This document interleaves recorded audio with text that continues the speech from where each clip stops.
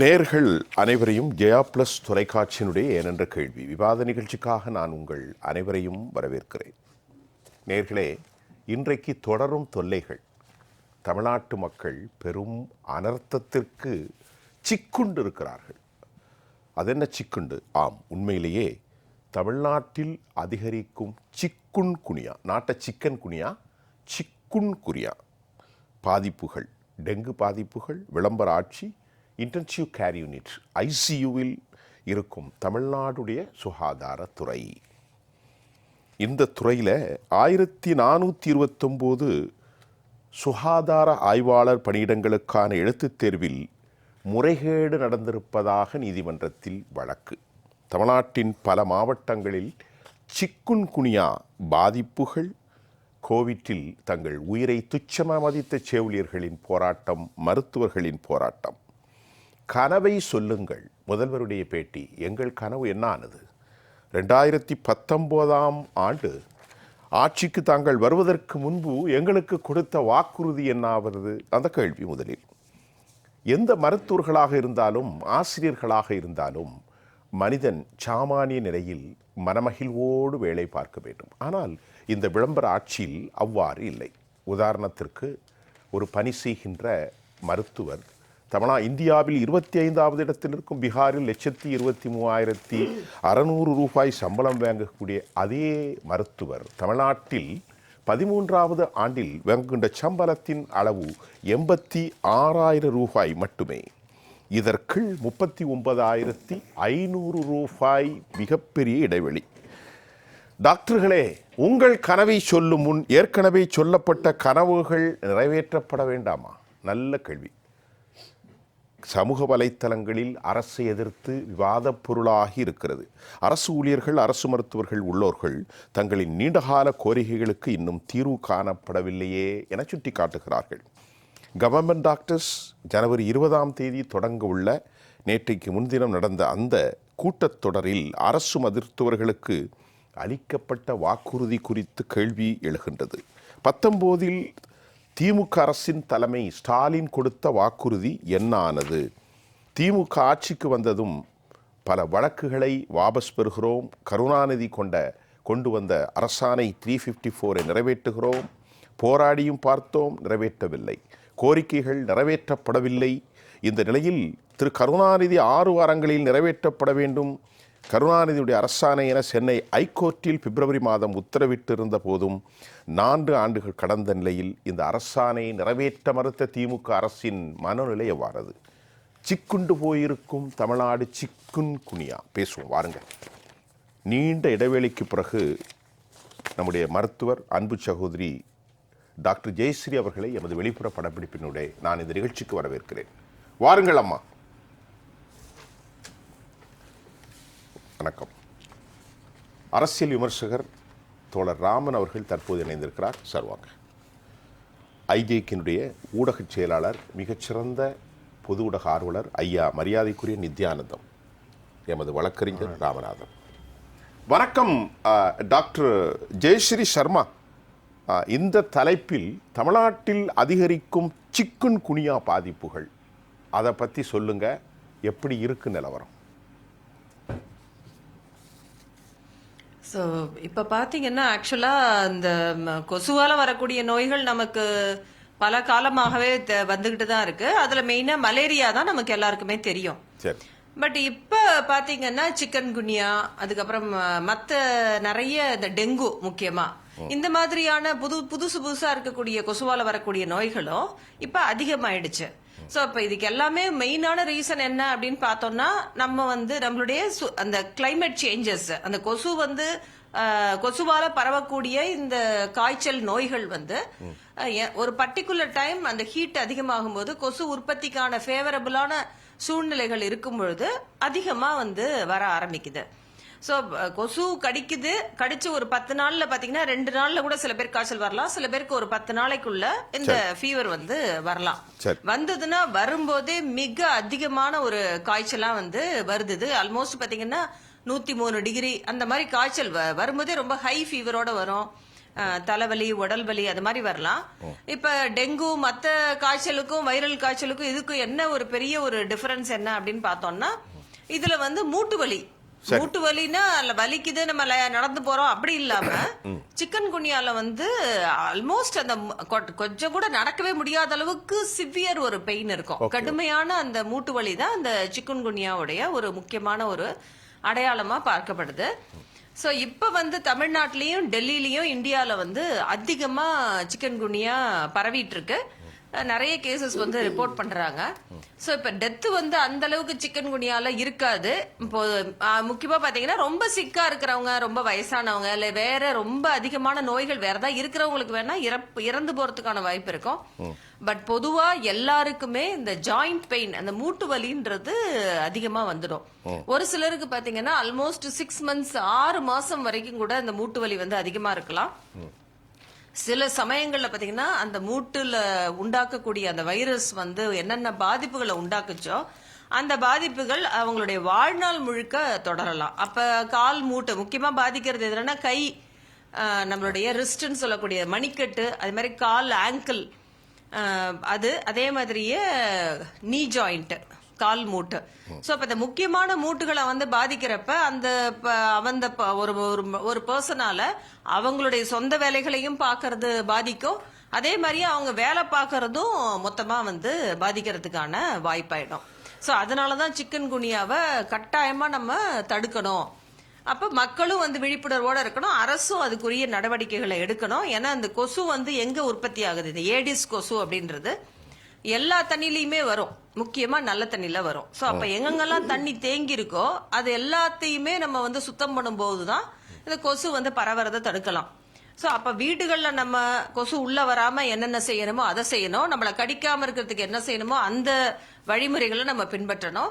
அதே மாதிரி இப்ப ஒரு பெரிய ஒரு ஸ்டாக்னன்ட் வாட்டர், அதாவது தேங்கி இருக்கக்கூடிய தண்ணி, இப்ப குளங்கள், அதே மாதிரி சில சமயம் சின்ன சின்ன பூல்ஸ் மாதிரி இருக்கும், இல்ல மழை நீர் தேங்கி இருக்கலாம், சில இந்த கிணறுகள், அது மாதிரி எந்தெந்த இடத்துலலாம் தண்ணி அப்படியே தேங்கியே இருக்கோ அந்த இடத்துல இந்த கொசு வந்து அதிகமா வர்றதுக்கான வாய்ப்பு இருக்கு. சோ அதெல்லாம் நம்ம வந்து அந்த லார்வி சைடுன்னு சொல்லுவோம், அந்த கொசுவோடைய கொசு புழுன்னு இருக்கும்.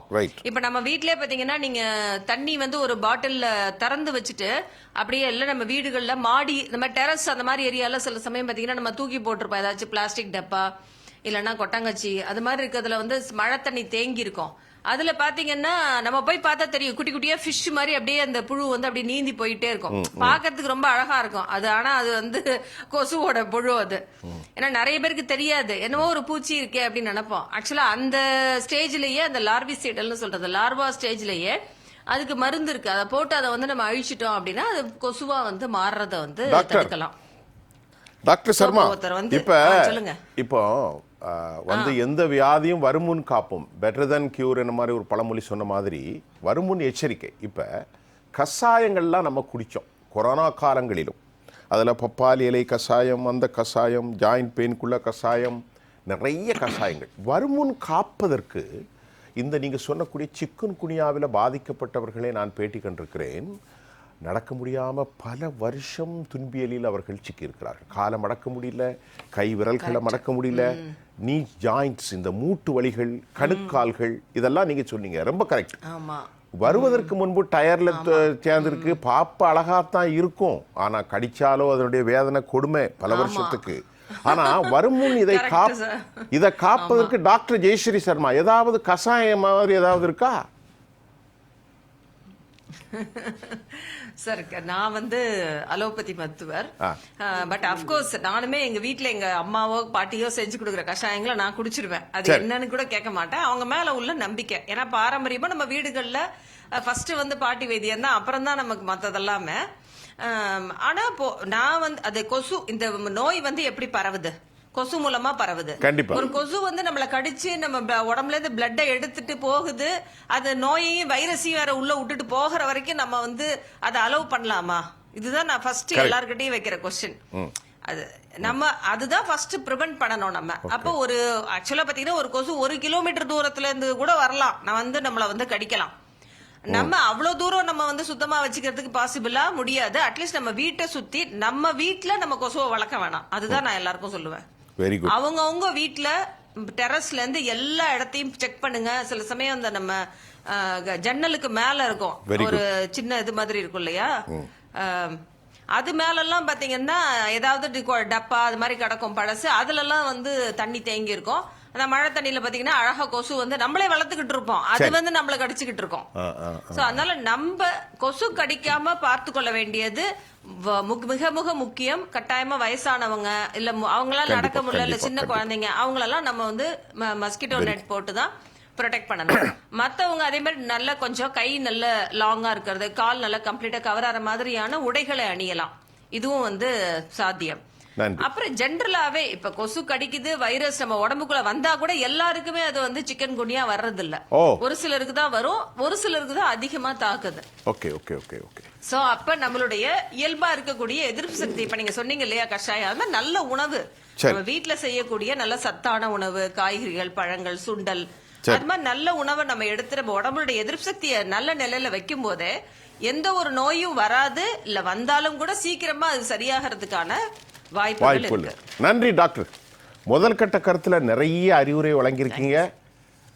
சிறப்பு. தமிழகம் முழுவதும் இந்த நிகழ்ச்சியை ஏராளமான பேர் பார்க்கிறார்கள்.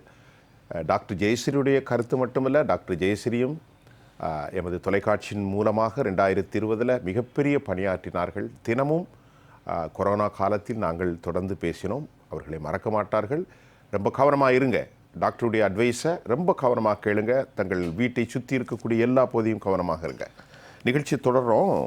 தொடர் ராமநாதன் வழக்கறிஞர் சொல்லுங்கள். அதாவது சார், இந்த அரசாங்கத்தை பொறுத்த அளவில் திராவிட முன்னேற்ற கழகத்தினுடைய அரசாங்கம் உண்மையிலே அதாவது கலைஞர் வழியில் நடக்கக்கூடிய அரசாங்கம் தான் அப்படிங்கிறத மீண்டும் மீண்டும் மீண்டும் மீண்டும் மு.க. ஸ்டாலின் அவர்கள் நிரூபித்து கொண்டே வருகின்றார். எப்படி சிக்கன் குனியாவில்? ஆமாம், சிக்கன் குனியாவில் கூட அவர் வந்து திமுக கலைஞருடைய வழியில் நடக்கக்கூடியவர் அப்படிங்கிறத நிரூபிக்கிறார். எப்படி கலைஞர் காலத்தில் எங்கேயா கூவத்தை சுத்தப்படுத்துகிறேன் அப்படின்னு சொல்லி பல நூறு கோடிகளை அதில் கொண்டு போய் கொட்டினாங்க, அல்லது செலவழித்தாங்க, அல்லது சுருட்டினாங்க, ஒதுக்குனாங்க, எப்படி வேணாலும் வச்சுங்க. ஏயா கூவம் சுத்தமாகலை அப்படின்னு சொன்னால் அதில் முதல்ல இருந்தது, அதனால சுத்தப்படுத்த முடியல அப்படின்னார். பரவாயில்லையே. ஆமாம், முதல்ல இருந்தது. அந்த ரேஷன் கடையில் உள்ள ஜீனியெல்லாம் எங்கே போச்சு அப்படின்னு சொன்னால் எறும்பு தின்னுருது அப்படின்னார். சரி, அந்த சாக்கு பையாவது இருக்குமே அப்படின்னு சொன்னால் அது எலி கடிச்சிருது, கரையாங்கடிச்சிருது அப்படின்னு ஒரு பதிலை சொன்னார். அதே வழியில் இன்றைக்கி வந்து சிக்கன் குனியா இந்த மாதிரி இருக்குது அப்படின்னு சொன்னால் அதில் நாங்கள் வந்து ஏரி குளங்களெல்லாம் வலை போட்டு மூடுவோம், இந்த சாக்கடையெல்லாம் வலை போட்டு மூடுவோம் அப்படின்னு ஒரு திட்டத்தை இன்றைக்கி கொண்டு வந்திருக்காங்க. எப்படி? ஆமாம் ஆமாம். அப்போ வலையன்னா இங்க மெரினால ஆரம்பிச்சு ஆஸ்திரேலியா வர போனோம். என்னையா கணக்கு? அப்படிதான்.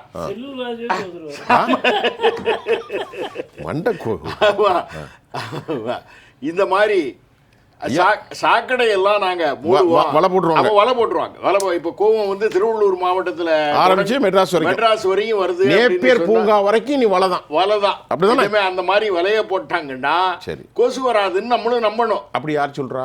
இந்த இருக்கு, இன்னைக்கு பேப்பர்ல வந்திருக்கு. இன்னைக்கு பேப்பர்ல வந்திருக்கு. நீ சொல்லி பேசிட்டு அந்த மாதிரி பேப்பர்ல வந்திருக்கு. இன்னைக்கு அப்படி கொண்டாங்க செய்தி கொண்டாங்க, நான் பாத்துறேன். நம்ம நேர்கள் இது ரொம்ப கவனமா கேட்பாங்கல்ல. ஆமா, சொல்லுங்க. அந்த மாதிரி எப்பேற்பட்ட திட்டம் பாருங்க. சரி, அதாவது திராவிட முன்னேற்ற கழகத்தினுடைய அரசாங்கம் இந்த சிக்கன் குனியாவையோ அல்லது கொசுக்கடியோ இத இந்த வர நீ கொண்டாங்க, நீ பேசுங்க. அதை தீர்ப்பதற்கு எந்த விதமான வழியும் செய்யாம சரி இந்த சிக்கன் குனியா இந்த கொசுக்கடியில கூட ஆண்டைய போடுறதுக்கு ஒரு திட்டம் கொண்டு வராங்க அப்படின்னு சொன்னா இது கலைஞர் வழியில் நடக்கக்கூடிய அரசாங்கமா இல்லையா? அந்த அளவுக்கு நடக்கிறது. அதாவது சாதாரண மக்களை வந்து, அதாவது இவங்க வந்து அந்த காலத்துல இருந்தே கூவத்தை சுத்தப்படுத்துறோம், அல்லது இன்னைக்கு குழியை தோண்டி போட்டிருக்காங்க அவ்வளவு. அதாவது நாங்க வந்து பாலம் கட்ட போறோம் அல்லது சாக்கடையை கட்ட போறோம் அப்படின்னு சொல்லி குழியை தோண்டி போட்டிருக்காங்களே, அந்த குழியை மூடுவதற்கோ அல்லது சாலை போடுவதற்கோ எந்த விதமான திட்டங்களும் செய்யாம சாதாரண மக்கள் ஏதாவது ஒண்ணு செஞ்சிருந்தாங்கன்னு, ஒரு உரல்ல தண்ணி இருக்கு அப்படின்னு சொன்னா மாநகராட்சி அதிகாரிகள் திடீர்னு வருவாங்க. அதுக்கு வந்து 5000 10,000 ஏதாவது ஒரு ஃபைனை போட்டு, அது இந்த கல் உரல்ல உள்ளது கொஞ்சம் ஊறட்டும், ஊறினதுக்கு பின்னால கழுவலாம் அப்படின்னு சொல்லி பாத்திரங்கள்ல ஏதாவது கொஞ்சம் தண்ணி தேங்கி இருந்ததுன்னா அவங்களுக்கு 5000, 10,000, 25,000 ஃபைனை போட்டு அவங்கள ஏழை மக்களை வதைக்கக்கூடிய வேலையை இந்த மாநகராட்சியும் இந்த அரசாங்கமும் செய்கிறது. சரி, அரசாங்கம் இந்த மாதிரி குழியை தோண்டி போட்டிருக்காங்களே, ரோடு ஃபுல்லா குழியை போட்டிருக்கு, பலர் அதுல விழுந்து செத்து போறாங்க, ஸ்கூட்டரை விட்டுறாங்க. அந்த மாதிரி விடுறவங்க இந்த அரசாங்கத்திற்கு யாரு போய் ஃபைன் போடுறது, யாரு அபராதம் கட்டுவது?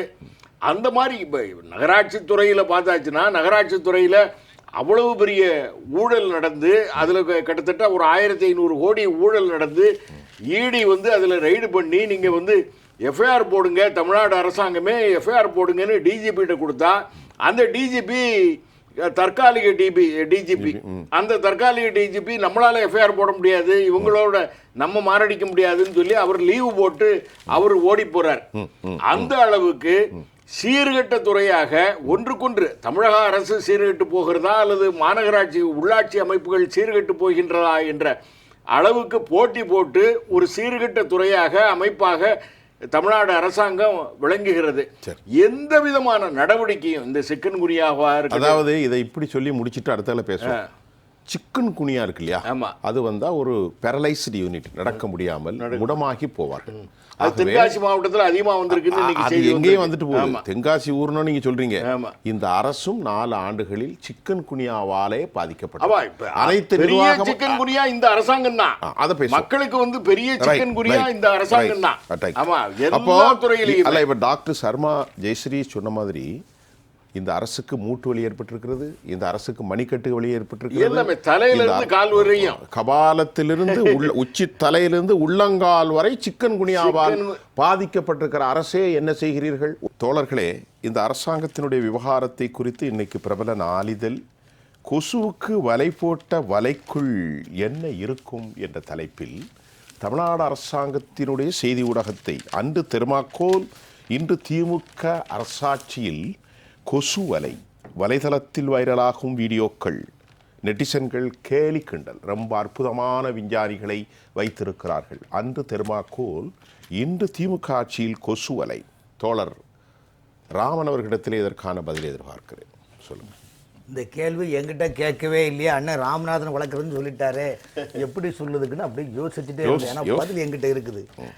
ஐயா, நீங்க எல்லாம் நினைக்கிறீங்க சென்னை மாநகராட்சி உடனடியாக மக்களினுடைய நலனை கருத்தில் கொண்டு டெங்கு கொசுலிருந்து விடுபடுவதற்காக வலையை தெர்மாக்கோல் புகழ் ஒரு முன்னாள் சோன்சோ அவர்களைப் போல் சென்னை மாநகராட்சி உள்ளாட்சித்துறை அமைப்பு அந்த சாக்கடை போகிற இடத்துலையும் மழைநீர் கால்வாய் போகிற இடத்துலையும் அளவு செய்து கட் பண்ணி அப்படியே கொசு வலையை போட்டு அப்படியே சக்கன்னு மூடி வடிவழிச்சு மாதிரி கச்சன்னு இது பண்ணி அப்படியே ஒரு பில் போட்டு இது பண்ணுறாங்க. இது ஏன் பண்ணுறாங்க தெரியுமா?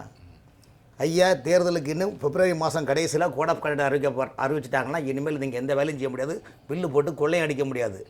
ஸோ இப்போ ஏற்கனவே தமிழ்நாடு முழுவதும் ஊராட்சி, பேராட்சி, நகராட்சி, மாநகராட்சி, மெட்ரோ வாட்டர் டோட்போர்டு, நெடுஞ்சாலைத்துறை, ஹைவேஸ் துறைக்கெல்லாம் ஒரு நம்ம கைச்செலவுக்குன்னு பைசா ஊருக்கு போகும்போது அம்மா அப்பாட்ட அந்த காலத்தில் தாத்தா கிடந்த கைச்செலவுக்குன்னு கோயில் ஃபங்க்ஷன் வாங்குவோம்ல, இது கோயில் செலவு இல்லை. இது அந்தந்த துறை சார்ந்த அமைச்சர்களுக்கு அப்படி மொத்தமாக ஏற்படுறதுக்காக பல ஆயிரம் கோடி நிதிகளை ஒதுக்கி அந்த நிதிகளை உதாரணத்துக்கு நகர்ப்புற உள்ளாட்சித்துறையில் ஒதுக்குவாங்க. அந்த ஒதுக்கலை சென்னை மாநகராட்சி இவ்வளோ அமௌண்ட் ஒதுக்கிறோம். அப்போ இந்த அமௌண்ட்டை என்ன விஷயம்னா, இப்போ ஒரு 100 கோடி ரூபாய்க்கு டெண்டர் எடுக்கிறாங்க. அண்ணன் சுஃபியா அண்ணா 100 கோடி ரூபாய் டெண்டர் எடுக்கிறாங்க சென்னை கார்பரேஷன்னா 2 மாதத்தில் வேலை செய்ய முடியுமா? முடியாது. அப்போ என்ன பண்ணி இந்த பில்லை இந்த அமௌண்ட்டை எப்படி ஆட்டையை போடுறதுக்குன்னு பதிலாக நம்ம இப்போ வீட்டில் போய் அரிசி பருப்பு வாங்கி போட்டு பானில் போட்டு ஒலையை வச்சு சமையல் பண்ணி குழம்பு வச்சு ஆக்கிறத விட ஃபாஸ்ட் ஃபுட்டு மாதிரி சாப்பிட்டு ஹோட்டலில் போய் உட்காந்துட்டோம்னா சட்டுன்னு சாப்பிட்டு போயிட்டே இருக்கலாம். அதே போல் இந்த கொசு வலையமான ஈஸியான பொருளை வாங்கி அப்படியே கப்ச்சு போட்டு ஃபாஸ்ட் ஃபுட்டு மாதிரி அமுக்கிட்டோம்னா பில்லு வந்ததே மாதிரி ஆச்சு. மக்கள்கிட்ட நாங்கள் கொசு வராமல் இருக்குது வலையை போட்டேன்னு ஆச்சு. எப்படின்னா மதுரை பழம்பில் ஆடு மேய்ச்சது போல ஆச்சு, அண்ணனுக்கு பொண்ணு பார்த்த போல ஆச்சு. இப்போ திருதா கொசு வலைக்க கதை தெரியல. ஒரு சின்ன ஒரு விமர்சனம், நீங்க எதுல கொசுவலை போடுன்னு சொன்னீங்க? இப்போ இதுல ஏரி குளங்கள்ல இல்ல, அதுதான் பாயிண்ட். ராமன் சார், அந்த செய்தியை வாசிக்கிறேன். நம்ம நேயர்கள் தமிழ்நாடு முழுவதும் பார்த்துக்கிட்டு இருக்கீங்க. சாக்கடையில் இந்த தொட்டிகள், அதாவது ஐயா மழைநீர் வடிகாலுக்காக தோண்டப்படுகிறதுல தொட்டி, கேளுங்க செய்தியை பாசிங்க. இந்த தொட்டிகளில் சென்னையில் பெருக்கெடுத்து ஓடும் மழைநீரை வடிகாலில் விழச் செய்வதற்காக ஆங்காங்கே சிறிய அளவிலான தொட்டிகள் அமைக்கப்பட்டு உள்ளது. இந்த தொட்டிகளை மூடி திறந்து கொசுவலை போர்த்தி அதன் மேல் மீண்டும் மூடி வைக்கப்படுகிறது. மூடி வச்சிடும். அப்படிதான் எதிரா குழிகள்ல குழியில் மழைநீர் வடிகால் தொட்டிக்குள் உள்ள கொசுக்கள் தொட்டியில் மூடியில் உள்ள துளை வழியே வெளியே வந்து மக்களை கடிக்காமல் இருப்பதற்கும் நோய்களை பரப்பாமல் இருப்பதற்கும் திராவிட முன்னேற்ற கழக விஞ்ஞான அரசு துளை வழியாக கொசுக்கள் வெளியேறுவதை தடுக்க இந்த முயற்சி மேற்கொண்டிருப்பதாக அதிகாரிகள் தெரிவிக்கிறார்கள். ஐயா, இன்றைய பத்திரிகையில் வந்திருக்கு, மாலை பத்திரிகை. சொல்லுங்க திருராமன் ஐயா. நீங்க இந்த கொசுவை பற்றி சொன்னீங்க. சென்னை மாநகராட்சி கமிஷனர் குமரகுருபரன், நான் ஒரு வாரத்துக்கு முன்னால அவருக்கு ஒரு பதிவு போடுறேன். ஐயா, நான் குடியிருப்பது வலசரவாக்கம் மண்டலம், சென்னை மாநகராட்சி மண்டலம் 11. கொசு தொல்லை தாங்க முடியல. உங்க சுகாதாரத்துறையிலேருந்து அந்த ஃபாக்கிங் புகை போடுவாங்க இல்லையா, அந்த புகையும் போட ஆளை காணல. ஆமா, லிக்யூர் குளோரினும் போட காணல. இந்த ஊழியர்களை எங்க ஐயா போனாங்க என்ன ஒரு பதில் கொடுக்குறேன். அதுக்கு எந்த பதிலுமே இல்லை. எதுக்கு சொல்றேன்னா, கமிஷனருக்கு நாம் ரோட்டா வாட்ஸ்அப்பில் பதிவுக்கே பதில் இல்லை. இப்படி என்றால் சாமானிய மக்களுடைய மனநிலை என்னவாகும் நீங்கள் நினைங்க. இப்போ நீங்கள் பார்த்துருங்க. இப்போ சிக்கன் குனியா, டெங்கு காய்ச்சல் போன்ற விழிப்புணர்வு ஏற்படுத்துவதற்காக அது வீடுகளை எப்படி சுத்தமாக சுகாதாரமாக வைத்திருக்க வேண்டும் என்று மாநிலத்தில் தமிழக அரசு சுகாதாரத்துறையில் டெண்டர் கால்பால் பண்ணி அதன் மூலமாக ஊழியர்களை பணி செய்து டிபிசின்னு ஒரு ஸ்டாப்பு போடாங்க. டிபிசி ஸ்டாப்பு, அதாவது அவங்களுக்கு வேலை என்னென்னா 50 பேர் என்ன பண்ணுவாங்கன்னா, டெய்லி வீடு கூட போய் உங்களுக்கு வீடெல்லாம் சுத்தமாக இருக்குதா, தண்ணி இருக்குதா, கடை வைக்காதீங்க என்று சொல்லி 50 பேரை போடுவாங்க. இந்த பணிக்கு வைக்கக்கூடிய ஊழியர்கள் யார் என்றால் அமைச்சருடைய பினாமிகள். ஒப்பந்த அடிப்படையில் எப்படி குப்பை எடுக்கிற சால்ட் வேஸ்ட் மேனேஜ்மெண்ட் கான்ட்ராக்ட் இருக்கிறாங்களோ, எப்படி எலக்ட்ரிக்கல் மெயின்டெனன்ஸ் கான்ட்ராக்ட் எடுக்கிறாங்களோ, எப்படி அனிமல்ஸ் கான்ட்ராக்ட்காரங்க பணிமல் எடுக்கிறாங்களோ, அதே போல் டிபிசி பரப்புரை செய்வதற்காக ஒப்பந்த அடிப்படையில் வேலை செய்வாங்க. உதாரணத்துக்கு 50 பேரை ஒருத்தர் போடுறாங்கன்னா 10 பேரை தான் பணிக்கு வச்சுக்கிட்டு மீதி 40 பேரை வந்தது மாதிரி அப்பன் குப்பன்னு பில்லை போட்டு அப்படியே சுவாகா பண்ணி பாக்கெட்டில் போட்டு போகிறது. இப்போ அந்த டிபிசி ஊழியர்கள் எங்கே என்று தமிழ்நாடு முழுவதும் உங்களால் சொல்ல முடியுமா? சொல்ல முடியாது. காரணம், இன்னைக்கு டெங்கு காய்ச்சல், சிக்கன் குனியா வருகின்றதை நீங்க சொல்றீங்க. டெங்கு சிக்கன் குனியா வராம இருக்கிறதுக்கு அதுக்கு ஏதாவது பழைய பாடல்கள் இருக்கா? சொல்றேன். பழைய பாடல்கள். அதுல என்ன விஷயம்னா, தமிழ்நாட்டில் பேசிக்கலா பொதுமக்களுக்கு அவங்க பண்ணக்கூடியது ஃபாக்கிங், கொசு ஒழிக்கக்கூடிய அந்த ஒழிக்கோட புகை அடிக்கணும். அடுத்தது பார்த்தீங்கன்னா மருந்து தெளிக்கணும். அப்புறம் பார்த்தீங்கன்னா என்ன பண்ணுவாங்கன்னா, மருத்துவ முகாம் போடணும். எல்லா இடத்துலையும் பாயிண்ட் மருத்துவ முகாம். அப்புறம் வீடு வீடா சென்று மாத்திரை கொடுக்கணும். அதாவது ஃபர்ஸ்ட் எய்ட், இந்த வைரஸ்டமல் மாதிரி குளோரின் மாத்திரை கொடுப்பாங்க. அது பிறகு லிக்விட் குளோரின் என்பது போர்லேயோ அல்லது சம்புலையோ அல்லது கிணத்துலையோ வாரந்தோறும் போடணும் சார். இந்த 6 இதுவும் சமீப காலமாக எங்கேயுமே நடந்தது கிடையாது. ஆனால் நடைபெற்று போல் பில்லை போடுவாங்க. சின்ன உதாரணம் சொல்கிறேன். 2 நாளுக்கு நேற்று இன்னைக்கு கூட நீங்கள் இப்போ எந்த பேப்பரை படித்து பார்த்தீங்களோ அதே முன்னணி நாளிதழில் இன்னைக்கு என்ன கொடுத்துருக்காங்கன்னா, தாம்பரம் மாநகராட்சிக்கு உட்பட்ட சேலையூரில் திமுகவினருடைய முக்கிய விவிஐபி பிரமுகருடைய கல்லூரி. அந்த கல்லூரியில் 17 வயசு ஒரு பெண், ஆந்திரா மாநிலம் கடப்பாயை சேர்ந்தவர், முதல் பட்டத்தாரி படித்துக் கொண்டிருக்கின்றார். அவர்களுக்கு திடீரென்று காய்ச்சல் வருகின்றது. மருத்துவமனையில் சிகிச்சையின்றி சிக்கன் குனியால் இந்த மாதிரி அவர் இறந்துறாங்க. அவங்களுடைய மாடல் ரத்தத்தை கூட படிக்கக்கூடிய பிள்ளைங்களுக்கு, மாணவிகளுக்கு இப்போ எடுத்து பார்த்தா 10 பேருக்கு அந்த இது இருக்குதுன்னா, இந்த செய்தி தாம்பரம் மாநகராட்சி முழுக்க அமுக்கு குமுக்கு நாக்கிட்டாங்க. அந்த பெண் என்னாச்சு? இறந்துட்டாங்க. இந்த செய்தி தமிழ்நாடு முழுவதும் எதுவுமே பெரிசாக்காம அப்படியே கப்சிப் ஆகின காரணம் என்றால் 8 மாவட்டங்களில் சிக்கன் குனியாவும் டெங்கு காய்ச்சலும் வைரல் மாதிரி போயிட்டு இருக்கின்றது. ஆனால் ஹெல்த் துறை என்ன பண்ணுது, கஞ்சா இல்லை போதை இல்லைன்னு சொல்றாங்க. ஆனால் ஹெல்த் அமைச்சர் கஞ்சாவும் போதை இல்லைன்னு சொல்லக்கூடிய அமைச்சர் கஞ்சாவும் போதை விற்கக்கூடிய நபரிடம் போட்டோ எடுத்துட்டு பாருங்கள், என்னை பார் யோகமர் என்னை தெரியுமான்னு மிகப்பெரிய நாடகம் நடித்துக் கொண்டிருக்கின்றார்கள்.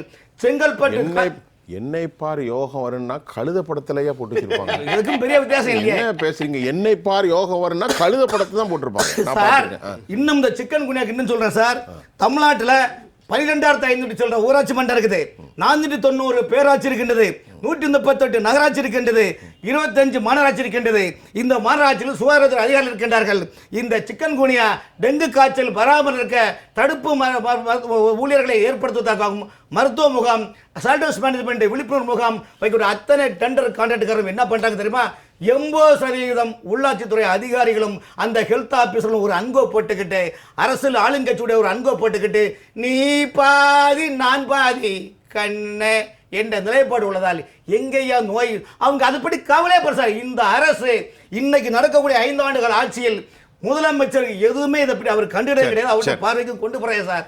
அப்ப எப்படி பண்ண முடியும் சொல்லுங்க ராமன் சார். இப்போ நீங்க ஒரு செய்தி சொல்லிட்டு இடைவெளிக்கு போயிடும். நீங்க சொன்ன மாதிரி இந்த தோழர்களே, அறிவுசார் தமிழ் உறவுகளை இந்த அரசை பத்தி நீங்க கவனிச்சா சென்னையில் ஏராளமான குழிகள் தோண்டப்பட்டிருக்கிறது. அதைத்தான் இந்த கொசு வலையை மூடுறாங்க. இதன் மூலமாக பல ஆயிரக்கணக்கான பல லட்சக்கணக்கான ரூபாய்கள் அரசின் பணம் வேஸ்ட் ஆகும். ரெண்டாவது, சென்னை பூந்தமல்லி ரோடு மாதிரி நீளமான ரோடுகளில் சில இடங்கள்ல மேலே ஒரு இதை மாதிரி போட்டிருந்தாங்க, ஒரு பந்தல் மாதிரி. அது வந்து கொசு மாதிரி. அது எதுக்கு? அப்ப அதுல எத்தனை கோடி? ஒரு 5 அடிக்கு போட்டிருப்பாங்க. சென்னை மாநகராட்சியில் பல்வேறு இடங்களில் வெயில் காலத்தை கருத்தில் கொண்டு கிரீன் நெட்னு ஒரு இது வலை. அது கிரீன் நெட் இப்ப எங்க? இல்ல கிரீன் நெட் வலை. அது வந்து அந்த வெயிலுக்காக அதுல எவ்வளவு ரூபாய் போச்சு? இல்ல சார், கிரீன் நெட் வலை வெயிலுக்காக 2-3 மாசம் போடுவாங்க. அப்புறம் அந்த பில்ல போட்டு பாக்கெட்ல போடுவாங்க. இதே மாதிரிதான் சென்னை மெரினா பீச்ல ப்ளூ செட்னு ஒரு செட் வச்சிருக்காங்க. அதுக்கு பில்லு போட்டு சாப்பிட்டு தெரியுமா? அமைச்சர் சொந்தக்காரர் தான் கான்ட்ராக்டர். ஐஜேகேனுடைய செய்தி தொடர்பாளர் மூத்த ஊடகவியலாளர் திரு தோழர் நித்யானந்தம் ஐயா, வாங்க ஐயா. நாங்கள் இதுவரைக்கும் ஒரு அரசாங்கத்தினுடைய செயல்பாட்டும் அரசாங்கத்தின் வினோதமான அரசியல் நடவடிக்கை மட்டுமல்ல, விஞ்ஞான நடவடிக்கைகளும் அதில் கரைபுரண்டு ஓடுகிற என்னங்கிறது உங்களுக்கு தெரியும். எப்படி பார்க்க? ஏன் என்ற கேள்வி ஜெயா ப்ளஸ் நேயர்களுக்கு என்னுடைய பணிவான வணக்கத்தினை தெரிவித்துக் கொண்டு, ஐஜேகேனுடைய நிறுவனர் பாரிவேந்தர் அவர்கள் நேற்று கூட 3 பிரிவுகளாக தமிழகத்தை பிரித்து 3 நாட்களாக தமிழகத்திலே இருக்கக்கூடிய 234 தொகுதிகளிலே இருக்கக்கூடிய பொறுப்பாளர்களை அழைத்து இந்த தமிழ்நாட்டை பற்றி கவலையை தெரிவித்தார்கள். அப்பொழுது இதை பற்றி மிக தெளிவாக பேசியிருக்கிறார்கள். இதை பற்றி சிக்கன் குனியா நோய்கள், சுகாதாரக்கேடு, இவைகளெல்லாம் மிக தெளிவாக சொன்னார்கள். அது மட்டுமல்ல, பாலியல் பலாத்காரம் எல்லாவற்றையும் பேசினோம். நமக்கு வரக்கூடிய பிப்ரவரி மாதம் 8ஆம் தேதி மாநாடு இருக்கிறது. அந்த மாநாட்டிற்கான தயாரிப்பாகத்தான் அதை நாம் செய்தோம். அப்பொழுது இதை பற்றி மிகவும் கவலைப்பட்டவர் பாரிவேந்தர் ஐயா அவர்களும் இளையவேந்தர் ரவி அவர்களும் தான். நான் அதைத்தான் இங்கே நான் குறிப்பிட விரும்புகிறேன். கொசு எப்படி பெருகுகிறது என்று சொன்னால், மருத்துவம் படித்தவர்கள் இங்கே எனக்கு முன்னாலே பேசினார்கள். கொசு நீர் தேங்குவதால் அதில் முட்டையிட்டு லார்வா வந்து அது கொசுவாக மாறுகிறது என்று இது காலங்காலமாக நமக்கு பள்ளியிலே சொல்லிக் கொடுத்து கொண்டு தான் வருகிறார்கள். ஆனால் நாம் அதை ரசித்து கொண்டிருக்கிறோம், அழகாக இருக்கும் என்று கூட சொன்னார்கள். இதற்கெல்லாம் மருந்து அடித்தால் அது முளையிலேயே கிள்ளி எறியப்பட்டுவிடும். ஆனால் மருந்து அடிப்பதற்கு இங்கே ஆட்கள் கிடையாது. யார் அந்த சார் என்று கேட்டால், அமைச்சரவையில் இருக்கக்கூடிய சார்களெல்லாம் சுகாதாரத்து அமைச்சராக இருந்து கொண்டு மருந்துகள் இவ்வளவு வாங்கியிருக்கிறோம், இவ்வளவு செலுத்தியிருக்கிறோம். ஏன்? நோய் நாடி, நோய் முதல் நாடி நீ போயிருந்தால் இவ்வளவு செலவு அரசாங்கத்துக்கு இருந்திருக்கிறாரே.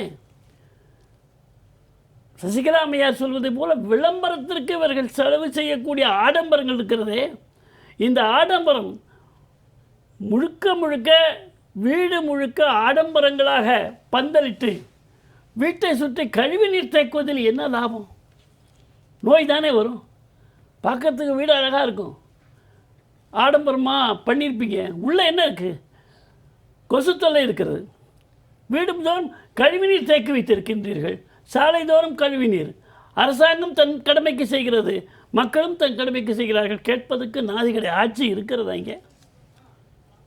இதையெல்லாம் சரி செய்வதற்காக மருத்துவர்கள் மிகச் சிறப்பாக கொரோனா காலத்தில் வேலை செய்தவர்களெல்லாம் இன்றைக்கு போராடி கொண்டிருக்கிறார்கள். அவர்களுடைய சம்பள உயர்வு கூட கொடுக்க முடியவில்லை. பார்த்திருப்பீர்கள் பத்திரிகையில். பார்த்துக்கிட்டே தானே இருக்கேன். மருத்துவர்கள் அந்த நிலையில இன்றைக்கு வாடிக்கொண்டிருக்கிறார்கள். பொதுவாக என்ன பாருங்க, அரசு ஒரு தரித்திர நிலையில தான் தொடருது. வருமானம் வருதுங்கிறான், எத்தனையோ சதவீதங்க. ஆனால் தரித்திரத்திலேயே 4 வருஷம் 4-5 வருஷம் ஆயிட்டு. ஆமாம், அதுக்கு என்ன காரணம்? ஏன் பிளஸ்ஸிங்கா ஒரு ஆசீர்வாதிக்கப்பட்ட அரசு அந்த அரசு இல்லை? என்ன காரணம் ஐயா? மக்களுடைய அறியாமை. தவறானவர்களை கொண்டு வந்து வைத்தால் தவறான செயல்கள் தான் அதிகமாகும். மக்கள் புரிந்து கொள்ள வேண்டும். ஜனநாயகத்தில் மிக மிக ஆபத்தானது, நல்லவர்களை தேர்ந்தெடுத்தால் உங்களுக்கு நன்மை கிடைக்கும், தீவர்களை தேர்ந்தெடுத்தால் உங்களுக்கு இப்படித்தான் தண்டனை கிடைக்கும். 8 மாவட்டங்களிலே பறவை சிக்கல் குனியா பரவி இருக்கிறது என்று நான் சொல்லவில்லை, ராமனோ நீங்களோ சொல்லவில்லை, ராமநாதன் சொல்லலை. சுகாதார அதிகாரிகள் இன்றைக்கு அறிக்கை விட்டிருக்கிறார்கள். ஒரு சொல்லப்போய் தானே குழியை தோண்டி வளைய போடுறோம், கொசு உள்ள வராதியா அப்படின்னு அவரு தானே சொன்னப்ப நீங்களே சொன்னீங்க. இது வந்து மறுத்து பேசவே முடியாது. சுகாதார ஆய்வாளர்கள் தேர்வு, சுகாதார ஆய்வு செய்வதற்காக தேர்வு நடக்கிறது. அந்த தேர்விலே முறைகேடு நிறுத்தி வைத்து விடுகிறார்கள். இன்னும் அந்த தேர்வு நடைபெறவில்லை, சுகாதார ஆய்வாளர்கள் நியமிக்கப்படவில்லை. 1424 ஆய்வாளர்கள் பணியிடம் காலியாக இருக்கிறது, அதில் நிரப்பப்படவில்லை. இதெல்லாம் நடக்கலைன்னா எப்படி மேன் பவர் இல்லாமல் மனித சக்திகள் மனிதர்கள் அங்கே செல்லாமல் எப்படி நடக்கும் இதெல்லாம்? ஆமா, அரசாங்கம் கேட்குது கனவு காணுங்கப்பா, எல்லாரும் கனவு காணுங்க. திருவள்ளூர்ல தொடங்கி இருக்காங்க. இல்ல நீ பேச்சு வந்திருக்கு, இந்த கனவு காணுங்க. என்ன கனவு காணணும்? இந்த கனவு காணும் திட்டம் துவங்கின இடம் திருவள்ளூர். முதலமைச்சர் ஸ்டாலின் அவர்கள், முத்துவேல் ஸ்டாலின் அவர்கள் திருவள்ளூர். அந்த திருவள்ளூரோட சம்பவத்தை நீங்க கேட்டீங்கன்னா அழுது அவன் வந்து என்ன பாவம் செய்தோமோ என்று நாம் நினைக்க தோன்றும். எப்படி திருவள்ளூர்ல உங்க கனவை சொல்லுங்கன்னு திட்டத்தை அறிவித்த அந்த இடத்திலேயே விவேகானந்தர் என்ற மருத்துவர் கொரோனா காலத்தில் 24 மணி நேரம் வேலை செய்து தன் உயிரை மாய்த்து கொண்டார்கள். அவருடைய மனைவியும் 2 குழந்தையும் இன்னைக்கு எந்த உதவியும் அரசாங்கத்தினால் இல்லாமல் அவதிப்பட்டு கொண்டிருக்கிறார்கள், கோரிக்கையை வைத்துக் கொண்டிருக்கிறார்கள். என்ன கனவு காண சொல்றீங்க? 2 பொம்பளை புள்ள நடைமுறையை கூட உங்களால் நிறைவேற்ற முடியல. என்னைக்கோ காணக்கூடிய கனவு நிறைவேற்றுறேன்னு சொன்னா வாக்குறுதிகள் எல்லாம் கனவாகத்தான் போய் கொண்டிருக்கிறது. கனவு காணும் முறைகள் எல்லாம் அப்படி ஒரு கலைந்து போகும் மேகங்கள் அந்த மாதிரி போய்கிட்டு இருக்கு. என்ன திட்டம்? உங்களுடன் நான், நீ எங்களுக்குள்ள நான் தான் நினைச்சிட்டு இருக்கிறேன். உங்களுடன் நான் தான் நீ பிரிஞ்சார நிக்கிற. நீங்க வேற நான் வேற, உங்களுடன் நான், உங்களுக்குள் நான் சொல்லு. சரி, ஏன் அதை சொல்ல முடியல உங்களுக்கு? அடிப்பான். இன்னைக்கு பாருங்க, ராஜா எம்பி எங்க போனாலும் துரத்தி அடிக்கிறாங்க. ஆமா, நம்முடைய பாராளுமன்ற உறுப்பினர் நீலகிரி எங்க போனாலும் கேள்வி கேட்கிறாங்க, பதில் சொல்ல முடியல.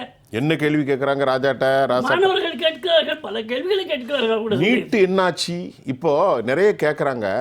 டாக்டர்கள் பிரச்சனை கனவு காண சொல்றீங்க. உங்க அப்பா கருணாநிதி போட்டு 6 மாசத்துக்குள்ள இம்ப்ளிமெண்ட் பண்ணு சொன்ன 354 என்னாச்சு? 25வது இடத்துல பீகார்ல 1,23,000 சம்பளம், தமிழ்நாட்டில் 13வது வருஷம் 86,000 ரூபாய் தான் சம்பாச்சு. அப்ப அண்ணாச்சி என்னாச்சு? நீட்டு என்னாச்சு? அதுக்கப்புறம் மற்ற விஷயங்கள்லாம் கேட்குறாங்க இந்த அரசு 5 வருஷத்துக்கு அப்புறம். நான் மருத்துவரோட பிரச்சனையை சொன்னேன். தேசிய அளவில் முதல் தரமாக உழைக்கின்ற இந்த மருத்துவர்களுக்கு கடைநிலையான சம்பளம், தேசிய அளவில் மிக குறைவான சம்பளம் வாங்கக்கூடியவர்கள் மருத்துவர்கள். எப்படி நீங்க அவங்க முழுமையாக அப்படி இருந்தும் கூட மனிதாபிமானத்தோடு செயல்படுகிறார்கள். மருத்துவம் என்பது மனிதாபிமானத்தோடு தொடர்புடையதான் செயல்படுகிறார்கள். அவர்களை நாம் குறை சொல்ல முடியாது. ஆனால் நீங்கள் நியமிக்கின்ற தேர்வே நடத்த மாட்டேங்கிறீங்க. இப்ப நேத்து ஒரு சின்ன விஷயம் திருவள்ளூர்ல நடந்து கனவு காண சொன்னார் இல்லையா? யாரு? நீங்க ஐயா கேளுங்க. முதலமைச்சர் என்ன சொன்னார்? தமிழ்நாட்டு மக்களை கனவு காணுங்கள், திராவிட இயக்க வரலாற்றை கனவு காணுங்கள், திராவிட மாடலை கனவு காணுங்கள் என்று சொன்னார். அதுக்கு மருத்துவர் டாக்டர் லட்சுமி நரசிம்மன் என்ன சொல்லியிருக்காருன்னு பார்ப்போமா? மருத்துவர்கள் நலமுடன் இருந்தால் தானே கனவு காண முடியும், மக்களுக்கு தரமான சுகாதார சேவை வழங்க முடியும், மக்கள் நலனும் மருத்துவ நலனும் ஒரே நாணயத்தின் 2 பக்கங்கள் என்று முழக்கமிட்ட டாக்டர் லட்சுமி நரசிம்மன் அவர்கள் கனவு எப்போது நனவாகும் என்ற கேள்வி கேட்கிறார். படிச்சீங்களா? பெரிய பக்கத்தில் இருக்கணும், பேசியிருக்கிறார். இருங்க. ஆக இந்த அளவுக்கு இந்த அரசாங்கத்தை ஒரு மயிலிறகோடு தடவி கண்டித்திருக்கிறார்கள். யாரு? லட்சுமி நரசிம்மன். கடுமையான சொற்களை பயன்படுத்தவில்லை, கொஞ்சம் கொஞ்சம் பேசியிருக்கார். ஆனா மயிலிற வந்தாலும் அங்க காயம் அதிகமா இருந்தா வலி வரும். வேற ஒன்றும் வலி இல்லை, வேற ஒன்று அப்படித்தான் பண்ண முடியும். சரி, அதனால நோய்கள் பரவுகிறது என்று சொன்னால், பெரும் அதிகமான அளவிலே பரவுகிறது என்று சொன்னால் அரசாங்கம் அதை பொறுப்பேற்க வேண்டும். கனவு என்ன காண்றது? நினைவில் இன்னைக்கு நடந்து கொண்டிருப்பதை தடுப்பதற்கு கூட நாதியற்ற ஒரு அரசாங்கத்தை நாம் இங்கே வாழ வைத்துக் கொண்டிருக்கிறோம்.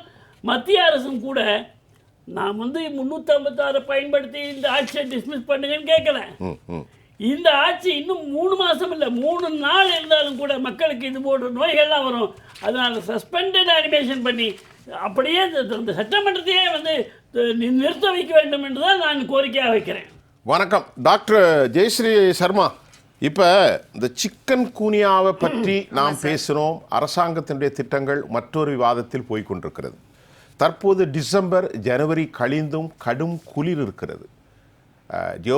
பொலிட்டிக்கலை மாதிரி ஜியோகிராஃபிக்கல் கண்டிஷன் அதுவும் ஒரு பெரிய மாற்றம் இருக்கிறது. ஒட்டுமொத்த தமிழ்நாட்டு மக்களுக்கு இந்த மாதிரியான இடைஞ்சலான சிக்கல்களில் ஒரு மருத்துவராக ரெண்டாவது உங்களுடைய அட்வைஸ் என்ன சொல்ல போகிறீங்க டாக்டர்? ஸோ இப்போ நம்ம நிறைய டிஸ்கஸ் பண்ணாங்க, என்னென்ன பண்ணணும் அதெல்லாம் சொல்லிட்டு இருந்தாங்க. சரி. பட் பேசிக்காக எல்லாருமே ஞாபகம் வச்சுக்க வேண்டியது என்ன அப்படின்னா, நம்மளை வந்து கொசு கடிக்காமல் பார்த்துக்கணும். அதான் ஃபைனல். அது வந்து அரசு செய்யணுமா இல்லை நம்ம செய்யணுமா, இது எல்லாத்தையும் நம்ம வந்து பேசலாம், நிறைய அதில் என்ன வேணாலும் நம்ம வந்து அதில் டிபேட் பண்ணலாம். பட் ஃபைனலி யார் வந்து கஷ்டப்படுவாங்க, சஃபர் ஆவாங்கன்னா நம்ம தான் சஃபர் ஆக போகிறோம். ஸோ அதனால மக்கள் வந்து இதை பற்றி புரிஞ்சுக்கணும். சிக்கன் குனியா நோய் வந்துச்சுன்னா பெர்மனண்ட்டாக ஏதாவது ஒரு மூட்டு நமக்கு பாதிக்கிறதுக்கு வாய்ப்பு இருக்கு. ஸோ அதனால கவனமாக இருங்க. மேக்சிமம் உங்களை கொசு கடிக்காமல் பார்த்துக்கங்க. உங்கள் வீடு உங்களை சுற்றி உள்ள இடங்கள்ல தண்ணீர் சேராம நம்ம பார்த்துக்கலாம். அதே மாதிரி யூஸ்வலாக இந்த கொசுவெல்லாம் எந்த நேரத்தில் வரும்னா காலை நேரம், டான் அண்ட் டஸ்க்னு சொல்லுவோம். கரெக்டாக அந்த காலையில் நேரம். அதுக்கப்புறம் அதே மாதிரி பார்த்தீங்கன்னா ஈவினிங் நம்ம வீடுகள்லாம் கரெக்டாக மூடி வைப்பாங்க கதவெல்லாம். கரெக்டாக அந்த டைம் கதவெல்லாம் மூடி வச்சுட்டு ஒரு ½ hour அந்த கொசு அப்படியே படையெடுத்து வரும். அதுக்கப்புறம் பார்த்தீங்கன்னா குறைஞ்சிரும், அதோட அந்த அடர்த்தி குறைஞ்சிரும். ஸோ அதையும் வந்து ஞாபகம் வச்சுக்கோங்க. நம்ம வீடுகளில் செய்யக்கூடிய புகை போடுறது, வேப்பிலை போடுவாங்க, மாவலையை வச்சு புகை போடுவாங்க, சில பேர் இந்த லெமன் கிராஸ் வச்சு போடுவாங்க. ஸோ அது எல்லாத்துலயுமே வந்து இந்த கொசு வந்து ஓரளவு கட்டுப்படும். அந்த அளவுக்கு அதிகமா கொசு இருக்காது. ஸோ அதனால நீங்க உங்களால என்னென்ன செய்ய முடியுமோ, கொசு கடிக்காம உங்களை எப்படி பாதுகாத்துக்க முடியுமோ செஞ்சுக்கோங்க. ஏன்னா சிக்கன் குனியாவை பொறுத்தவரை நம்மள்ட்ட வேக்சின் கிடையாது சிக்கன் குனியாவுக்கு. அதே மாதிரியே சிக்கன் குனியாவுக்கு டைரக்டா கொடுக்கக்கூடிய மருந்துகளும் கிடையாது. பொதுவா நம்ம கொடுக்கக்கூடிய காய்ச்சலுக்கு கொடுக்கக்கூடிய மருந்துகள், அப்புறம் வந்து ட்ரிப்ஸ் ஏத்துறது, ரெஸ்ட் எடுக்கிறது, அப்புறம் ரொம்ப வலி இருந்தா டெங்குவா இல்லையான்றத பார்த்துட்டு வலி மருந்துகளை கொடுக்கறது, இவ்வளவுதான் நம்மளால சிகிச்சை செய்ய முடியும். அதே மாதிரி அதனோட மூட்டு பாதிப்பு வந்துச்சுன்னா சில சமயம் அந்த வைரஸ் அந்த மூட்டுக்குள்ளே உட்கார்ந்து கூட கம்ப்ளீட்டா அந்த மூட்டை வந்து பாதிக்கிறதுக்கான வாய்ப்பு இருக்கு. ஸோ மேக்சிமம் பாசிபிள் நம்மளால என்னென்ன செய்ய முடியுமோ நம்மளுடைய வீட்டில் இருக்கவங்கள நம்ம கொசுக்கடியிலிருந்து பாதுகாப்போம். அதே மாதிரி அரசும் அதனுடைய என்ன டியூட்டிஸ், எங்கெங்கெல்லாம் வாட்டர் தேங்கி இருக்கோ பொது இடங்கள்ல வாட்டர் தேங்காம பாத்துக்க வேண்டியது அரசினுடைய கடமை. ஏன்னா ஒருத்தர் வீட்டில் இருக்கவங்களுக்கு கை கால் வந்து முடங்கி போச்சுன்னா அந்த குடும்பமே பாதிச்சிடும். ஸோ அதனால இருக்கக்கூடிய விளைவுகள் மார்பிடிட்டின்னு சொல்லுவோம். இறந்தா மட்டும்தான் வந்து நம்ம ஒரு இதுக்கு இம்பார்ட்டன்ஸ் கொடுக்குறோம். பட் இது மாதிரி மார்பிடிட்டின்னு சொல்லக்கூடிய பர்மனண்டா பல காலம் இந்த மூட்டுகள் பாதிச்சு அவங்க வந்து ஒரு மாற்றுத்திறனாளியாவே போயிடுவாங்க நிறைய பேர். சில பேருக்குலாம் மூட்டு அறுவை சிகிச்சை கூட பண்ணிருக்கோம். ஒரு 10 வருஷம் அந்த சிக்கன் குனியாவால கால் முட்டி வந்து பாதிச்சு கம்ப்ளீட்டா நடக்க முடியாம போய் அதுக்கப்புறம் 10 வருஷம் கழிச்சு அவங்களுக்கு மூட்டு அறுவை சிகிச்சை செஞ்சு இப்போ அவங்க வந்து ஓரளவு நல்லா நடக்கிறாங்க. ஸோ இந்த சிக்கன் குனியான்ற பேரே வந்து எதனால வந்துச்சுன்னா, அந்த ஆப்பிரிக்கால தான் முதல்ல இந்த நோயை வந்து கண்டுபிடிச்சாங்க. அது ஒருத்தருடைய நடையை மாத்திருது, வளைஞ்சிருது அப்படின்ற அர்த்தத்துலதான் அந்த ஆப்பிரிக்க மொழியில தான் அந்த சிக்குன் குன்யா அப்படின்ற வார்த்தையே வந்தது. டாக்டர் ஜெயஸ்ரீ சர்மா, நம்மளுடைய கடமையை நம்ம செய்வோம். டாக்டர்கிட்ட ஒரு சின்ன கேள்வி. சிக்கன் குனியா மட்டன் குனியாங்கிறத விட்டுட்டு அது உண்மையிலே என்னங்க? நிறைய பேர் சிக்கன் குனியாங்கிறாங்க. சிக்கனா சிக்குன் குனியாவா? சிக்குன் குனியா தான் சார். அது நம்ம மொழி கிடையாது, அது ஆங்கில மொழியும் கிடையாது. இது வந்து ஆப்பிரிக்காவில் பேசக்கூடிய ஒரு பண்டு அப்படின்ற மொழியில ஒரு வளைஞ்சு நடக்கிறாங்க இல்ல சாஞ்சிடுறாங்க. பண்டு அப்படின்ற ஒரு ஆப்பிரிக்க மொழியில இந்த வளைஞ்சு சாஞ்சு நடக்கிறவங்கள பார்த்து டான்சானியால சரி ஓகே இந்த ஒரு சில ஆப்பிரிக்க நாடுகள்ல தான் ஃபர்ஸ்ட் வருது, அங்கதான் அதை கண்டுபிடிக்கிறாங்க. அவங்களுடைய நடையே மாறி போயிடுது. அவங்களுடைய இது மாறுறப்ப அதை வச்சு அந்த நோய்க்கு வந்து அவங்க பேர் வைக்கிறாங்க சிக்குன் குன்யா அப்படின்னு சொல்லி. சோ அததான் இப்ப நம்ம வந்து பேசுறோம். சோ வேற மொழி சொல் அப்படின்றதுனால அது நம்ம தமிழ்ல சொல்றப்ப அது பலவிதமா நம்ம வித்தியாசமா உச்சரிக்கிறோம். பட் அது சிக்கன் இல்ல, சிக்குன் குன்யா. சிக்குன் குன்யா, வெரி குட். அப்ப சிக்குன் குன்யாவில டாக்டர் சொல்லிட்டு விடைபெறுகிறேன். சிக்குன் குனியாவில் சிக்குண்டு போனால் காலமெல்லாம் மாற்றுத்திறனாளியாக கூடிய ஆபத்து இருக்கிறது என்பதை டாக்டர் ஜெயஸ்ரீ சர்மா அவர்கள் சொல்லியிருக்கிறாங்க. வருமுன் காப்போம் என்பதுதான் ரொம்ப கவனம். டாக்டர் இணைப்பில் இருங்க, ரெண்டாவது நான் வரேன். ராமநாதன், தமிழ்நாட்டிலேயே பெரிய சிக்குன் குனியா யாருன்னு கேட்டால் இந்த தமிழ்நாடு அரசாங்கம் தான். நீங்கள் பார்த்தீங்கன்னா வளைந்து நடக்கக்கூடியது, வளைந்து தள்ளாடக்கூடிய அரசாங்கம் எது அப்படின்னா இந்த தமிழ்நாடு அரசாங்கம் தான். அரசு ஊழியர் பிரச்சனையை தீர்க்கலை, அதாவது சட்டம் ஒழுங்கு பிரச்சனையை தீர்க்கலை, இடைநிலை ஆசிரியர்கள் பிரச்சனையை தீர்க்கலை, நர்ஸுகளுடைய பிரச்சனையை தீர்க்கலை. இந்த சிக்கன் இருக்கு பாருங்க, சிக்கன் வளர்ப்போர், அதாவது கறிக்கோழி வளர்ப்போர், எங்களுக்கு பிரச்சனை இருக்குங்க, ஒரு கிலோ கறிக்கோழி வளர்த்தால் நாங்கள் 6 ரூபா 50 பைசா தான் எங்களுக்கு கொடுக்குறாங்க, அவங்களோட அந்த உற்பத்தியாளர்களோட சேர்ந்து பேசி எங்களுக்கு வந்து ஒரு நல்ல தீர்வை எங்களுக்கு கொடுங்க அப்படின்னு சொன்னால், அதை கூட செய்ய முடியாத துப்புக்கட்ட அரசாங்கமாகத்தான், சிக்கன் குனியா அரசாங்கமாகத்தான் இந்த அரசாங்கம் அதாவது இருக்கிறது. நீங்க சொல்ற மாதிரி அரசு வளைந்து போச்சு. நேரான பாதை, ஆமா. பாரதி சொன்ன நேரான நெஞ்சி நிமிர்ந்த பார்வை இல்லை, எதுவுமே கிடையாது. அதே மாதிரி இந்த மீன் விற்பவர்கள் அந்த வந்து ஏதோ ஃபார்மலின் தடுறாங்க, அதாவது இந்த பணத்துக்கு தடவக்கூடிய பல வருஷமா நடக்கிறது, அதை தீருங்கள் அப்படின்னு சொன்னா அது இன்னும் ஏதாவது இந்த அரசாங்கத்திற்கு ஏதாவது சிக்குன் குனியா மாதிரி ஏதாவது ஃபிஷ் குனியா அப்படின்னு ஏதாவது பேர் வைக்கணுமான்னு தெரியல எனக்கு. அந்த மாதிரி கேவலமான அரசாங்கமாக இந்த அரசாங்கம் செயல்பட்டு கொண்டு இருக்கிறதுன்னு சொல்ல முடியாது. தள்ளாடுகின்ற வளைந்து போன அரசாங்கமாகத்தான் இருக்கிறது. இந்த அரசாங்கத்தை இந்த கனவு காணுங்க அப்படின்னு சொன்னால் எல்லாருமே கனவு காணத்தான் செய்கிறாங்க. எல்லாமே இந்த அரசாங்கம் எப்படா போகும், வீட்டுக்கு போகக்கூடிய அரசாங்கம் அப்படின்னு எல்லாருமே கனவு காண்றாங்க. இவர் எதிர்கட்சியாக இருக்கும்போது அவர் சொல்வார், பொங்கல் பரிசாக 5000 ரூபா கொடுங்க அப்படிம்பார். ஆனால் இன்னைக்கு 3000 ரூபா கொடுத்துருக்காங்க. ஆனால் வேட்டி சேலைகளை பல இடங்களில் பல ஆயிரம் ரேஷன் கார்டுகளுக்கு வேட்டி சேலை கொடுக்கவே இல்லை. அந்த மாதிரி ஒரு அரசாங்கமாகத்தான் இருக்கிறது. இப்படி எல்லா இடங்கள்லையும் நீங்கள் நகராட்சி துறையில் பார்த்தீங்கன்னா வேலை கொடுப்பதற்கு 25 லட்சத்திலிருந்து 50 லட்சம் வரை வாங்கி கொண்டு ஒரு 1500 கோடி ரூபாய் கொள்ளை அப்படின்னு சொன்னால் அந்த துறையில் அந்த அளவுக்கு வளைந்த சிக்கன் குனியா நகராட்சி நகரமைப்பு துறையில் சிக்கன் குனியா. சென்னை மாநகராட்சியில் பார்த்தீங்கன்னா அவ்வளவு இடத்துலையும் குழியை தோண்டி போட்டு ஒரு உயிரை வாங்கக்கூடிய சிக்கன் குனியா அரசாங்கமாகத்தான் இருக்கிறது. சட்டம் ஒழுங்கு, போதை கலாச்சாரம் அப்படின்னு பார்த்தீங்கன்னா எவ்வளவு, அதாவது சொல்லி முடியாது அந்த அளவுக்கு சிக்கன் குனியா அரசாங்கமாகத்தான் இந்த அரசாங்கம் இருக்கிறது. நல்ல வேளையாக மக்கள் வந்து கனவு காண்றாங்க, இந்த அரசாங்கம் எப்போதுதான் வீட்டுக்கு போகும் அப்படின்னு கனவு காண்றாங்க. அது விரைவில் நடக்கும். ஐயா சொன்ன மாதிரி இந்த அரசாங்கத்தை நிச்சயமாக நிறுத்தி வைக்க வேண்டும் அப்படிங்கிற அதாவது இந்த சட்டசபையை வந்து முடக்க வேண்டும் அப்படின்னு சொல்றது வந்து கரெக்டு தான். ஏனென்றால் இந்த அரசாங்கம் ஏற்கனவே மாநகராட்சி தேர்தல்களை ஒரு முறை ஆட்சியில் கலைஞர் ஆட்சியில் இருக்கும்போது அத்தனை மாநகராட்சி உள்ளாட்சி அமைப்புகளையும் கைப்பற்றி ஜெயிச்சாங்க. அதை வந்து உயர்நீதிமன்றம், சென்னை உயர்நீதிமன்றம் 100 வார்டுகளுக்கு மேலே அதை வந்து ரத்து செய்து மறுதேர்தல் நடத்தினாங்க. இப்போது கூட அமைச்சர் சேகர் பாபு நாங்கள் வந்து வெற்றி பெறுவோம்னு சொல்லலை, 200 இடங்களை கைப்பற்றுவோம் அப்படின்னு சொல்றார். அந்த வார்த்தைகள்லேயே இந்த அரசாங்கம் ஆட்சியில் இருந்தாங்கன்னா 200 இடங்களை கைப்பற்றினாலும் கைப்பற்றிடுவாங்க. அதனால இன்னும் சொல்ல போனா கைப்பற்றுவோம்னா எல்லா வழியிலையும் பூத்தை கேப்சர் பண்றதுலயும் எல்லா வழியிலையுமே கைப்பற்றுவாங்க. ஆனா மீண்டும் என்ன சொல்றேன்னா, இது முடிய போற நேரத்துல ஏப்ரல் மாசம் 6ஆம் தேதியோட ஒரு 6 ராஜ்யசபா எம்பிக்களுடைய பதவிக்காலம் முடிகிறது. முடிய போற சட்டமன்ற உறுப்பினர்களால் தேர்ந்தெடுக்கப்படக்கூடியது சரியான முறையில் அப்படிங்கிறதுனால புதிய அரசாங்கம் தேர்ந்தெடுக்கப்பட்டதற்கு பின்னாலே அந்த தேர்தலை நடத்த வேண்டும் அப்படிங்கிறதும் ஒரு சரியான வழிமுறை தான். எலெக்ஷன் கமிஷன் அதை செய்ய வேண்டும். ஐஜேகேவினுடைய திரு ஊடகச் செயலாளர் நித்யானந்தம், உமது நிறைவு கருத்து சொல்லுங்க ஐயா. நான் முதல் சுற்றிலேயே சொன்ன மாதிரி நீட்டு தேர்வு எழுதி மருத்துவர்களாக வந்தவர்கள், அந்த திறன் படைத்தவர்கள், அவர்களுடைய கோரிக்கை கூட ஏறத்தாழ 19,000 மருத்துவர்கள், அந்த மருத்துவர்களுக்கு உரிய சம்பளமே கனவாக இருக்கிறது. கனவு காண சொல்றாரு இல்லையா, அவங்க 6 மாசமா கனவு கண்டு கோரிக்கையை கொடுத்துக்கிட்டே இருக்கிறாங்க. என்ன கனவு காணணும்? அதனால ரொம்ப கொடுமையான ஒரு அரசாங்கம். மருத்துவர்களை விட்டு வைக்கவில்லை, நோயாளிகளை உண்டாக்குகிறார்கள், பெருக்குகிறார்கள், நோய்களை பெருக்குகிறார்கள். தட்பவெட்ப சூழ்நிலை என்ன என்பது வானிலை அறிக்கையில் முன்னாடியே சொல்லுவாங்க. மழை வரும், நீர் தேங்கும், போக முடியாது, வழி கிடையாது, எல்லாம் சொல்கிறாங்க. அதுக்கு ஏற்பாடு செய்யணும், அதுக்கான மருந்துகள் தெளிக்க வேண்டும். நம்முடைய மருத்துவ அம்மா சொன்ன மாதிரி வீடுகளில் நாம் தண்ணி தேங்கி வைக்கிறத நம்ம வந்து தடுக்கணும். யார் வராங்க வேலைக்கு? ஒத்துரும் கிடையாது. எல்லாம் கொடி தூக்கிட்டு கட்சிக்காக வேலைக்கு போகிறதுக்கு தான் அவங்க ஆள் வச்சுக்கிறாங்க. தவிர அரசாங்க பணியாளர்கள் யாருமே அரசாங்க பணி செய்வதாக அவர்களை அனுமதிப்பதாக தெரியவில்லை. மகப்பேறு நம்முடைய தமிழகம் முதன்மையாக இருக்கிறது. சிறப்பான மருத்துவம் தான், இல்லைன்னு மறுக்கலை. ஆனால் அதே மாதிரி கைக்குழந்தை இறப்பு விகிதம் தமிழ்நாட்டில் தான் குறைவாக இருக்கிறது.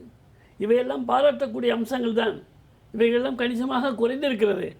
ஆனால் மக்கள் உதயநிதி அவர்கள் சொன்னது போல அவருக்குள்ள ஒரு துணை முதலமைச்சருக்குள்ள ஒரு ஒரு பின்னால் என்ன நடக்க இருக்கிறது என்பதை சொன்னது போல இதில் ஒன்று ஞாபகப்படுத்தணும், சிக்கன் குனியா, மறைந்து மலேரியா, இல்ல இந்த கை குழந்தைகள் கிட்டெல்லாம் கொடுத்தாங்க பாருங்க அம்மா, அது அதனோட தொடர்ச்சி தான் இது. 16-17 பொருட்கள் இன்னும் மறக்கவே முடியாது. அதனால இன்னைக்கு எந்த பிள்ளைகளை வந்து நெல் கொடுத்து சாவடிக்கிறாங்க? எங்கேயும் கிடையாது. எல்லாம் அம்மாவுடைய திட்டங்கள். தொட்டில் குழந்தை திட்டம் அற்புதமான ஒரு திட்டம். இன்னைக்கு கண்களில் கண்ணீர் வரும். ஆமா, பிள்ளைகள் எல்லாம் பாதுகாக்கப்பட்டது. அவ்வளவு சிறப்பாக அவங்க பண்ணாங்க. ஆனா இவங்க என்ன பண்ணிட்டு இருக்காங்க? எந்த மக்களை பற்றிய கவலையே கிடையாது. சனாதனத்தை சிக்கன் குனியா, மலேரியா என்றெல்லாம் சொன்னார்கள். உண்மையான சிக்கன் குனியா வந்துருக்கியா, உண்மையான மலேரியா வந்துட்டு இருக்கு, அதை ஒழிக்க பாருங்க. இல்லை, இதே பெரிய ஒரு நம்பிக்கையை வந்து இன்னைக்கு ஹைகோர்ட் கொட்டிருக்கேன். அதெல்லாம் ரொம்ப இன்னைக்கு உயர்நீதிமன்றம் சரியான கொட்டிருக்கு. மான அவமானத்துக்கு பயப்படுற ஒரு அரசாங்கமா இருந்தா அந்த மந்திரியை நீடிக்க கூடாது. முதலமைச்சர் அந்த மந்திரியை நீடிக்க வைக்க கூடாது. மக்களை பிளவுபடுத்தி இருக்கிறார்கள், அரசியலமைப்பு சட்டத்துக்கு விரோதமாக நடந்திருக்கிறார் என்று மிக தெளிவாக உச்சநீதிமன்றம் சொல்லியிருக்கிறது. இப்படிப்பட்ட ஆட்சி நடக்கிற போது இவங்களுக்கு சிக்கன் ஆகுது, குனியாவது, இவங்களுக்கு எல்லாமே மட்டனு சிக்கன் எல்லாம் சாப்பிடுதான். சரி, அவ்வளவுதான். சரி, ராமன் சார். அதாவது அரசு மருத்துவமனையில் சிக்கன் குனியா, டெங்கு போன்ற நோய்களை அது கண்டுபிடிக்கிறதுக்கோ அல்லது அது என்ன இருக்குன்னு நோயாளிகளை அது படுக்கிறதுக்கு செவிலியர்களோ மருத்துவர்களோ போதிய மென்பவர் கிடையாது. ஆமாம். ஆனால் விளம்பர அரசு என்ன சொல்லுது? எல்லாம் எங்கள்கிட்ட இருக்குது, என்னை பார் யோகம் பார் மாதிரி மோசமான ஒரு தகவலை கொடுத்துட்டு இருக்கிறாங்க. ரெண்டாவது, இன்னைக்கு இந்த சிக்கன் குனியா, டெங்கு காய்ச்சல் போன்ற சுகாதாரத்துக்கு மெயின் விழிப்புணர்வு யார் படுத்தணும் தெரியுமா? உள்ளாட்சி அமைப்பு தான் சார் பார்க்கணும். இந்த உள்ளாட்சி அமைப்பில் நிச்சயமாக அவங்க பண்ண மாட்டாங்க. ஏன் பண்ண மாட்டாங்கன்னா, ஐயா அந்த துறையில் எல்லாம் அமைச்சர் கே நேருவோ அல்லது துறை சார்ந்த அந்த நகராட்சியினுடைய மாஸ் செக்ரட்டரியான கார்த்திகேயன் அவர்களோ அல்லது துறை சார்ந்த இன்னைக்கு நகராட்சி இயக்குநரான முக்கியமான இந்தியாவில் உள்ள ஒரு பிரபலமான ஒரு மாநிலத்தினுடைய முதலமைச்சர் ரெக்கமெண்டேஷனில் வந்து இங்கே நகராட்சி நிர்வாகத்துறை இயக்குநராக இருக்கக்கூடிய அந்த அதிகாரியும் கூட இதை பற்றிலாம் கவலைப்படுறது கிடையாது. ஏனென்றால் இங்கு 2ஆம் நிலை நகராட்சி, முதல் நிலை நகராட்சி, ஸ்பெஷல் கேட் நகராட்சி, இணை இயக்குனர் கேடரில் உள்ள மாநகராட்சி, ஊடுதல் இயக்குனர் கேடரில் உள்ள மாநகராட்சி அதிகாரிகளில் 90% அதிகாரிகள் 1 கோடி, 2 கோடி, 3 கோடி, 5 கோடி, 25 லட்சம், 50 லட்சம் லஞ்சம் கொடுத்து வரக்கூடிய அதிகாரி எப்படிங்க சர்வீஸ் பண்ணுவான்னு சொல்லுங்க. அப்ப யாரு கண்டிக்க தெரிய வேண்டாமா சார்? குறைஞ்சபட்சம் சார் ஒரு லஞ்ச ஒழிப்புத்துறை பிடிக்க போன விட பிடிச்ச உடனே மேலிருந்து போன விடியா வர சொல்லும் போது நீங்க எப்படியா வந்து வேலி பயிர மீது ஐயா வேலி பயிரம் மையும் போது நிர்வாகம் எப்படி வளர்ந்து சொல்லுங்க, எப்படி மக்களை காப்பாற்றான்னு சொல்லுங்க. நான் 30 ஆண்டு காலமாக இந்த உள்ளாட்சி துறையில் ஸ்பெஷலிஸ்ட் சார்.